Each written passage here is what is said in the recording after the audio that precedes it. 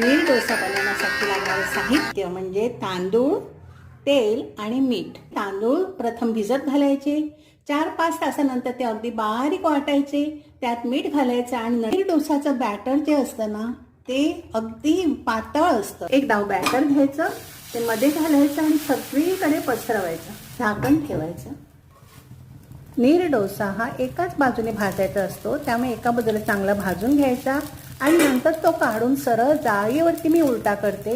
मँगलोरमध्ये एक लाकडी प्लेट असते, त्याच्यावर उलटा घालतात. मी इथे जाळीवर उलटा घालते. बघा किती छान झालाय तो. एक डाव भरून पीठ घ्यायचं आणि ते संपूर्ण तव्यावरती पसरवून घ्यायचं. चारी बाजूला तेल सोडते, झाकून ठेवायचं. डोसा झाला की जाळीवरती उलटा करायचा. वाफ निघून गेली की असा फोल्ड करायचा. डोसा तयार.